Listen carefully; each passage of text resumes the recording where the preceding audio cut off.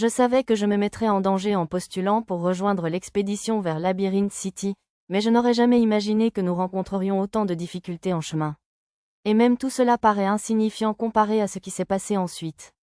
Zenatchi, une nuée de monstres arrive. Plus de 50 engins volants. Au sol, il y en a 3 de grande taille, 10 de taille moyenne, et plus de petits que je ne peux en compter. Mais ils doivent être plusieurs fois plus nombreux que notre unité. La plupart sont des insectes. À son retour de reconnaissance, Lilio, les chiffres de son rapport semblaient assez désespérés. D'autant plus qu'il ne s'agissait que d'une infime partie des forces ennemies. Notre unité de flanc gauche était composée de 24 troupes d'élite de Serious City, ainsi que d'environ 300 fermiers et serfs des terres voisines, enrôlés de force. Ces nouveaux soldats tremblaient tous de façon incontrôlable. Je ne pouvais pas leur en vouloir. Les monstres étaient probablement rares pour eux en temps normal, et maintenant, ils étaient contraints d'en combattre sans équipement adéquat. Écoutez, restez en vie. N'essayez pas de jouer les héros en battant l'ennemi, lança le vice-capitaine Lilo à nos alliés. Vous avez de la chance, hein? Nous avons des soldats d'élite ici qui ont combattu non seulement des wyverns, mais aussi de vrais dragons adultes et des démons majeurs, et qui ont survécu pour en témoigner. Une bande de monstres insignifiants ou un démon intermédiaire, il n'y a rien à craindre. Cela me parut un peu extrême, mais ça dut fonctionner. Le désespoir sur les visages des soldats s'estompa, à mon grand soulagement. Je n'aurais jamais imaginé me retrouver mêlé à une telle bataille en quittant Serious. Quelques jours plus tôt, on va enfin dans le comté de Lesso, Zenatchi. Je sais, Lilio, fais ce que tu veux pendant ton temps libre, mais tu devrais l'appeler chef d'escouade Zena. Fillin, tu es si stricte, Yona. Yona gronda Lilio, comme d'habitude. Être appelé chef d'escadron Zena était encore un peu gênante.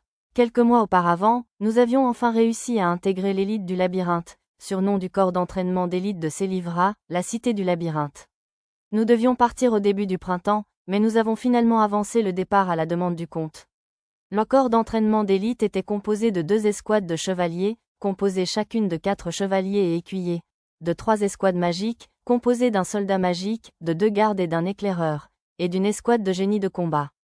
Il y avait aussi 2 fonctionnaires civils, qui avaient 4 serviteurs au total, ce qui formait un groupe assez important. Avant notre départ, le capitaine Delio et le vice-capitaine Lilo parlaient des saisons, alors peut-être étions-nous partis tôt, car la neige allait tarder cette année. Mais comme pour se moquer de notre prudence, tout ce voyage avait été une suite de malheurs. Les bandits cachés dans les collines ne nous ont pas attaqués, peut-être parce que nous étions 8 chevaliers pour 5 calèches.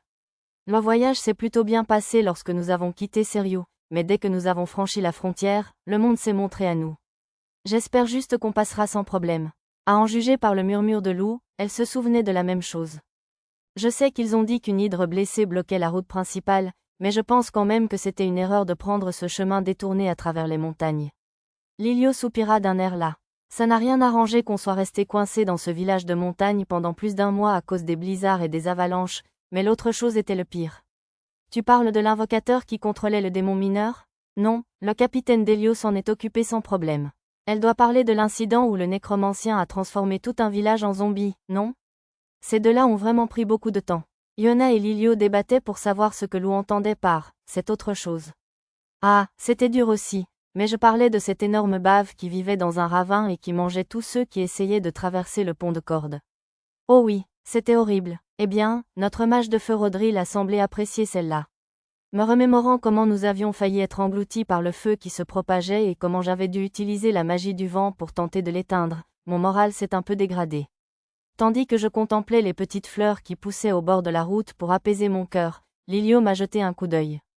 Au fait, Zenatchi, qu'est-ce qu'il y a? J'ai répondu avec prudence. Quand Lilio commençait à s'approcher de moi comme ça, elle ne voulait jamais rien me demander de bien. Vu le temps que ça prend, tu n'as pas peur qu'il se lasse d'attendre? J'ai essayé de rester calme, mais je n'ai pas pu m'empêcher de tressailler légèrement en réponse. Que faire, si je disais, qui se lassera d'attendre? Elle me taquinerait encore plus. Mais je ne voulais pas non plus dire, personne ne m'attend. Qui va se lasser d'attendre? Comme j'hésitais, Lou a fini par demander. Zut alors Lou. Au moins, Yona a eu la gentillesse de rester silencieuse. Comme je le craignais, Lilio a esquissé un sourire narquois. C'est évident, non? Le garçon. Lilio appelle Monsieur Satou, le garçon. Il a l'air plus jeune qu'il ne l'est, ce qui est quand même plus jeune que nous, mais je ne pense pas que ce soit une si grande différence qu'une petite fille comme Lilio l'appelle comme ça. C'est presque un surnom spécial, ce qui me dérange pour une raison inconnue. Peut-être que je suis jalouse? Quel garçon? Elle parle du chéri de Zena. Yona adore les ragots romantiques, alors elle n'a pas pu s'empêcher de répondre à Lou. Oh, c'est vrai, Zena? Non, on n'est pas encore amoureux. J'ai dû me forcer pour répondre à Lou. Pas encore, hein? Pas encore, dit-elle. Oh, Lilio et Yona sont tellement méchantes. J'aurais aimé qu'elles arrêtent de me taquiner à ce sujet. C'était si embarrassant et douloureux que j'ai cru perdre la tête. J'étais loin de me douter que l'atmosphère paisible de ce voyage allait bientôt prendre fin. Nous allons abattre les ennemis dans les airs pendant que leurs troupes terrestres sont ralenties par nos pièges. Nous n'avons pas beaucoup d'archers, il nous faudra donc Zena et Norina pour les terrasser avec la magie du vent. Ensuite, les escouades de chevaliers les piétineront immédiatement. Vous autres, vous êtes avec le vice-capitaine Lilo. Attaquez de toutes vos forces et éliminez-en autant que possible. Le capitaine Delio expliqua notre stratégie de combat. Zena et Norina, une fois vos sorts utilisés, concentrez-vous sur la récupération de votre magie. Vos escouades sont là pour vous protéger. Quoi qu'il arrive, ne vous laissez pas entraîner au combat en première ligne. Ah, ça a commencé. Le regard perçant du capitaine fixait la brume matinale. Positionné au centre, un baron du comté de l'Esso et son unité s'étaient livrés au combat. Nous voyions des nuages de poussière s'élever dans la brume. Commençaient les chants. L'escouade de chevaliers du capitaine Delio se mit en route pour rejoindre le combat, et le vice-capitaine Lilo nous donna l'ordre d'une voix forte et masculine. Norina et moi commençâmes nos chants de magie du vent. J'utilisais marteau déchu, et Norina préparait turbulence. C'était une combinaison fiable que nous utilisions souvent contre les wyvernes. Turbulence les empêchait de voler, et marteau déchu les renversait. Le problème, c'est que cette fois, il y avait beaucoup plus d'adversaires volants que d'habitude. Turbulence serait probablement encore efficace, mais marteau déchu avait une portée assez faible. Je dus viser avec précision avec mon bâton pour que le sort frappe au centre du groupe. Turbulence Rankiryu. Marteau déchu Rakitsui. Ma magie s'activa juste après celle de Norina. Parfait, pile dans le mille. Je réussis à écraser la plupart des 40 tancros. Aussitôt, l'escouade du capitaine chargea pour achever les tancros en formation serrée. Aussi rapides qu'ils fussent dans les airs, les monstres se déplaçaient lentement au sol, à la merci des lances des chevaliers et des sabots des chevaux. À l'assaut, Raa! Sur ordre du vice-capitaine Lilo, toutes les escouades, sauf la mienne et celle de Norina, chargèrent. Il fallait restaurer notre magie, alors nous avons commencé à méditer sur place. Grâce aux techniques de respiration spéciales apprises à l'armée, nous avons pu la restaurer plus rapidement que d'habitude. Cela nous laissait cependant totalement sans défense, d'où la nécessité des gardes. Quelques tancros et des libellules gloutonnes errantes tentèrent d'attaquer, mais l'arbalète de Lilio et l'épée large d'Iona durent les tenir à distance. Je me concentrais sur la récupération de ma magie derrière le bouclier de loup. Impossible de vraiment voir ce qui se passait. Mais visiblement, nous étions la seule escouade dont le combat se déroulait relativement bien. Le flanc droit fut le premier à s'effondrer, suivi peu après par le centre. Nous étions tellement concentrés à repousser l'ennemi sous nos yeux que nous n'eûmes pas le temps d'évaluer l'état de nos alliés. Ce qui signifiait que nous entamâmes la retraite trop tard. Nous nous retrouvâmes donc coincés à l'arrière des rangs en fuite. Inconsciemment, ma main se porta à ma poitrine, pressant mon armure de cuir. L'écharpe était repliée en dessous. Mon précieux porte-bonheur. Hammer Kitsui. Alors que les monstres se rapprochaient, je les éliminais avec ma magie du vent. Mais peu importe le nombre de monstres que je vainquis, d'autres arrivaient juste derrière. Et bientôt, je serais à court de magie. Sauf miracle, il semblait peu probable que nous nous en sortirions vivants. Mais je croyais que chaque seconde de combat pourrait sauver la vie de nos camarades, alors je commençai un autre chant. Erkushen Kieki. J'utilisais les derniers restes de ma magie pour lancer un dernier sort. Cela a à peine ralenti les monstres, ils se sont simplement dispersés autour. Même le bouclier de loup et l'épée d'Iona ne purent arrêter le flot incessant de monstres. L'une des créatures repoussa l'épée de Lilio d'un coup de croc et se rapprocha de moi. À cet instant précis, j'ai ressenti une sensation de flottement, et nous fûmes entourés d'un éclair de lumière et d'un choc soudain. Quelques jours plus tôt, dans la soirée, il s'est passé quelque chose ? Il n'était pas encore temps de se reposer, mais pour une raison inconnue, la calèche s'était arrêtée. Lilio, qui était monté en avant pour voir ce qui se passait, revint avec des informations. Je suppose que nous sommes tombés sur une armée du comté de l'Esso. Eh bien, nous sommes dans le comté de l'Esso, alors n'est-il pas naturel que leurs armées soient dans les parages ? Oui, mais apparemment, ils ont un jeune garçon qui prétend être le comte. Je croyais que le comte était un adulte. En plus, on dirait qu'ils ont récemment subi une défaite. Alors que nous discutions, le capitaine nous appela. Il nous expliqua que la ville de l'Esso, la capitale du comté, avait été détruite. De plus, la destruction avait été causée par un démon commandant une armée de monstres. Le coupable est un démon intermédiaire d'au moins niveau 40. Il commande une armée de 200 monstres volants et pas moins de 1200 monstres terrestres. Quelle est leur force? Il y en avait quelques-uns puissants parmi eux, mais la plupart sont à peine plus forts que le soldat moyen, au mieux. Nous ignorons les détails concernant le démon, mais il semble avoir une tête de cheval et se spécialiser dans la magie du feu. L'armée entière du comte a été anéantie par une attaque surprise du démon seul. Le visage de tous s'assombrit lorsque le capitaine Delio parla. Nous aurions probablement pu tenir tête à un démon de moindre envergure, mais contre un démon intermédiaire, cette armée n'avait aucune chance. Nous étions tous de niveau 10 à 19, sauf le capitaine Delio et le vice-capitaine Lilo, qui avaient la vingtaine. Si nous avions eu Sir Kiguri, le plus puissant combattant du comté de Seriou, ou l'un des mages de la cour impériale, l'histoire aurait peut-être été différente. Mais ce serait trop espéré. J'aurais néanmoins souhaité que nous ayons au moins quelques mages spécialisés dans les attaques magiques à longue distance ou une équipe d'archers. Mais nous n'avions que 3 soldats magiques, dont moi, et des combattants comme Lilio avec des arbalètes, peu adaptés aux attaques rapides. De plus, nous n'avions pas beaucoup de puissance magique, nous ne pouvions donc pas tenir une fusillade bien longtemps. En bref, nous n'avions pas la composition idéale pour affronter une grande armée. Le nouveau comte Lesso utilise le pacte d'Azur pour nous demander de participer au combat contre le démon. Nous ne pouvons pas revenir sur notre accord. Nous évacuerons tous les non-combattants vers un village voisin. Ce devrait être plus sûr que la zone urbaine maintenant. Le pacte d'Azur, mentionné par le capitaine, était le plus ancien accord de nos lois, conclu entre nobles lors de la fondation du royaume de Shiga. Il stipulait que, lorsqu'un démon devait être combattu, tous les territoires s'entraidaient par la force des armes. Ce pacte était très rarement invoqué. Nous avons appris à l'école qu'il avait été utilisé pour la dernière fois dans le marquisat de Muno, avant ma naissance. Nous n'avions donc d'autre choix que de rejoindre l'armée constituée à la hâte dans la deuxième ville du comté de Lesso. Nos forces se composaient de 800 soldats et de 2000 miliciens. Bien que nous soyons techniquement supérieurs en nombre aux monstres, les miliciens seraient peu efficaces au combat. Le combat s'annonçait difficile. Si le démon nous attaquait directement, tout était perdu, mais si nous utilisions les remparts de la ville pour un siège, nous avions peut-être une chance. Heureusement, cette ville disposait d'un système de communication d'urgence magique, ce qui nous a permis d'envoyer des nouvelles à la capitale royale et aux territoires voisins. Il ne nous restait plus qu'à attendre l'arrivée des renforts. J'étais sûr que nous fondions tous nos espoirs là-dessus. Le jeune comte Lesso engagea un combat à pied contre les monstres le lendemain. Nos capitaines tentèrent de l'en dissuader, en vain. Satou, je ne pourrais peut-être pas tenir ma promesse de te retrouver à Labyrinth City, finalement. Dans le présent, toujours en vie, Zenachi? Oui, d'une manière ou d'une autre. Je ne me souvenais plus exactement de ce qui s'était passé. Nous repoussions les monstres à l'arrière pendant que le groupe battait en retraite. On dirait que Lou t'a protégé. Attends une seconde, Lilio. Tu t'inquiètes seulement pour Zena, n'est-ce pas? Eh bien, tu as une armure très lourde, Lou. De toute façon, Yona n'est pas prête à mourir. Contente d'apprendre que tu as autant confiance en moi. Yona revint de l'autre côté des décombres. On dirait que ce flash était un sort d'attaque plus puissant lancé par les monstres. Sans la magie défensive de Zena, nous aurions fini par rejoindre les rangs des morts.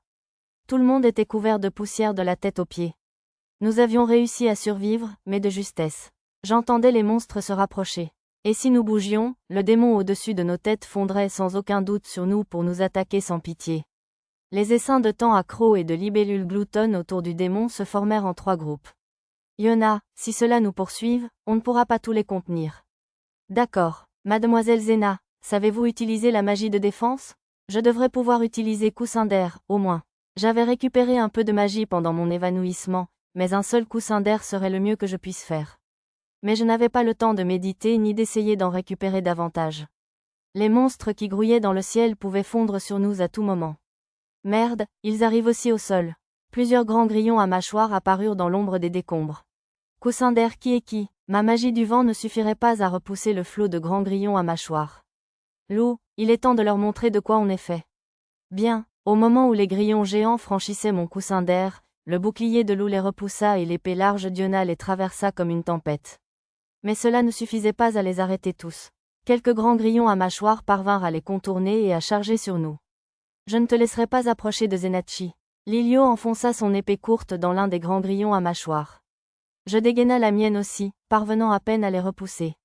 Puis un autre grand grillon à mâchoires chargea vers l'angle mort de Lilio en grinçant des dents. Lilio, mon cri attira son attention sur le monstre qui se rapprochait, et son visage se figea. Lilio, soudain, un homme baigné de lumière blanche surgit entre elle et la créature. Un jeune homme aux cheveux noirs. Satou? Non, il avait des traits similaires, mais ce n'était pas lui. Satou n'aurait jamais eu une expression aussi sauvage et frénétique. John, ne baisse pas ta garde, bon sang. Si près que leurs lèvres se touchaient presque, Lilio et le garçon échangèrent des paroles haletantes. À cet instant, un autre monstre se rapprocha d'eux. À votre droite, vous deux. Juste au moment où je criais, plus de 10 flèches jaillirent de nulle part, transparentes comme du verre. En un clin d'œil, elles transformèrent les monstres au sol en cadavres. Veuillez garder votre flirt pour plus tard. Nous sommes en plein combat, je le déclare. Je ne flirte pas, d'accord ? 7 soldats magiques en par-dessus apparurent, terrassant les monstres environnants avec des armes scintillant d'une lumière mystique. Tranchant les monstres en deux avec une vitesse qui démentait le poids de leurs armes, ils se déplaçaient bien plus vite que le capitaine Delio ou le vice-capitaine Lilo, rivalisant peut-être même avec le puissant Sir Kiguri. Le garçon aux cheveux noirs qui avait sauvé Lilio ne se déplaçait pas avec autant de grâce, mais l'épée brillante qu'il tenait à la main découpait les monstres avec une facilité déconcertante d'un seul coup. La magie de soutien de Mito est impressionnante, je l'admire. Ouais, sans blague. Attends, où est-elle passée ? Là-haut, je te le signale. Là-haut ? Suivant le regard du garçon aux cheveux noirs vers le ciel, j'ai vu une jeune femme aux cheveux noirs debout dans les airs. Elle était vêtue comme une noble mineure, tenant un long bâton droit qui ressemblait à une perche ordinaire. Et bien qu'elle affrontât un démon en plein vol, son expression était parfaitement imperturbable. En fait, quelque chose chez elle me rappelait Satu. Dis donc, où sont passés les monstres du ciel ? Cette femme aux cheveux noirs les a tous vaincus. J'ai entendu Lou et Yona discuter. J'étais tellement fascinée par cette femme que je ne l'avais pas remarquée. Mais elles avaient raison, cet énorme essaim de temps accro et de libellules gloutonnes avait disparu. FWONWYOO. Ouais, c'est ça, casse magie. Le démon intermédiaire lança un sort de magie du feu géant qui sembla brûler le ciel, mais la femme aux cheveux noirs le fit disparaître d'un coup de bâton. Presque comme le roi ancestral des légendes. Javelots multiples. Au moins 15 javelots courts et transparents jaillirent des alentours de la jeune fille. Le démon intermédiaire s'agita désespérément pour éviter les tirs. Avec une lance divine en bonus. 3 lances énormes, aussi grandes que des poteaux de barrière, apparurent autour de la femme aux cheveux noirs. Go ! Ses longs cheveux noirs voltèrent, et l'une des lances géantes fonça vers le démon à une vitesse incroyable. Le démon intermédiaire parvint à esquiver la lance géante d'un vol d'oiseau, mais, distrait, il fut touché par plusieurs javelots multiples par derrière, lui transperçant le corps. La deuxième lance géante transperça le haut du corps du démon intermédiaire, et la troisième dispersa ses restes, noircis et réduits en cendres, disparaissant dans le ciel. Tiré, le garçon aux cheveux noirs leva les yeux au ciel et claqua de la langue. Au-dessus de nous, la femme aux cheveux noirs titubait dans les airs. Cette idiote, qui se force à se réveiller. Tout le monde, détruisez les ennemis restants tout en sauvant Miss Mito. Compris, au rapport. Les soldats magiques blonds coururent vers la femme aux cheveux noirs qui s'effondrait. Attendez, le garçon aux cheveux noirs se lança à leur poursuite, mais Lilio l'attrapa et le retint. Attendez, c'est toi, n'est-ce pas, John Smith ? Ah oui, c'était l'ancien amour de Lilio. Désolé, Lilio. Je t'expliquerai la prochaine fois. Le garçon aux cheveux noirs, John Smith, caressa doucement les cheveux de Lilio. Ne fais rien de fou d'ici là, compris ? Il esquissa un petit sourire, puis lâcha la main de Lilio et courut après les soldats magiques. Si vous êtes encore en vie, parlez. Nous allons secourir nos camarades coincés sous les graviers. J'entendis le vice-capitaine Lilo crier de l'autre côté des décombres. L'un après l'autre, des hommes et des femmes que je ne pouvais voir répondirent. Apparemment, nous étions sauvés. Sans ce coup de chance miraculeux, nous serions sûrement morts sur ce champ de bataille comme tous les autres. Je dois devenir plus fort. Au moins assez fort pour combattre un démon. Nous deviendrons plus forts, en mémoire de nos camarades disparus. La prochaine fois, nous serons ceux qui accompliront un miracle.